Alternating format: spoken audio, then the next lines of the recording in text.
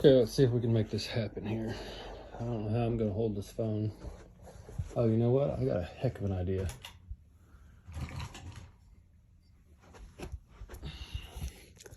Let's see if I can set you guys on the ceiling fan. And the ceiling fan will hold the phone. We'll just do it like that. Worst thing that'll happen is I'll have to reshoot the video. You know, but it'll be fine. So this is for joining the braided line to monofilament, which I like to do. Usually I use a barrel swivel just because it's so fast and like I'm in a hurry when I'm fishing. Because I'm fishing and I want to be in a hurry. And so I'm going to take my braided line, I'm going to fold it over. I'm going to take my monofilament and I'm going to put it through. I'm going to pull it up quite a ways. And then I'm going to pinch it with these fingers. And then I'm going to pull out some more of it. This works so much easier if I didn't have so much slack in the braid on the fishing pole. Hang on. So we'll reel some of that up. It helps if you can pull tension against it, you know? Yeah, so something like that, I can pull tension against it now. Then I can hold this like this. Once you get it started wrapping, oh crap, I was doing it wrong. Fold over your monofilament fishing line. Take your braided line, run it through the hole, pull out plenty, then wrap it about 7 times. 1, 2, 3, 4, 5,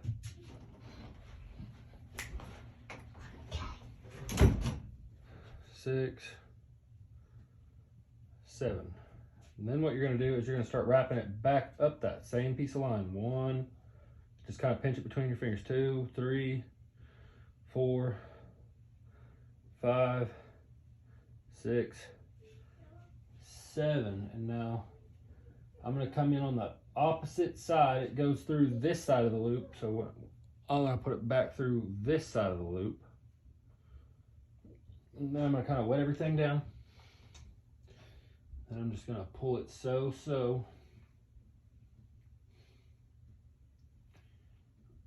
I'm going to get it really tight. Tight as I can. Then now what we're left with is this right here, this little mess, you see. And you can take and actually, you can really clean it up with some fingernail clippers. So I'm going to grab a pair. Get you a pair of fingernail clippers. You can use a knife, but if you're going to be like, you know, bass fishermen primarily would need to worry about this more than a cat fisherman. You know, we're not running 15 foot of monofilament line. I'm just going to run 2 or 3 feet just for a shock absorber. I'm not really doing it. I don't need 15 feet of fluorocarbon, or, you know, I'm not trying to be stealthy so much. I'm just worried about the shock of setting the hook or a fish just slamming it. So a little shock absorber, a little bit of abrasion resistance. Then you're left with that knot. And it'll go right through your guides. Now I don't know what that knot's called, so that's above my pay grade, but I do know it's a good one. And now I've got monofilament on the end of my braided line.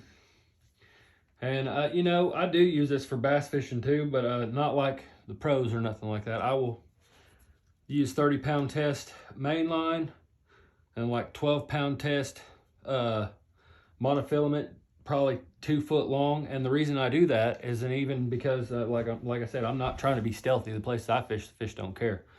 The reason I do that is because if I want to change lures, you know, I don't like using swivels, and so I can just chew through 12-pound test monofilament. I just snap it off one try and go on, tie on another hook, tie on another lure. Or if I'm bass fishing and then all of a sudden I decide, well, I want to go crappie fishing, I don't want to have to carry around a pocket knife and a pair of freaking fingernail clippers to every time I want to change lures. I just want to change my lures on the fly, and so I'll tie on 2 foot a leader, so that way I can change lures all, you know, not all day, but I can change them for a while.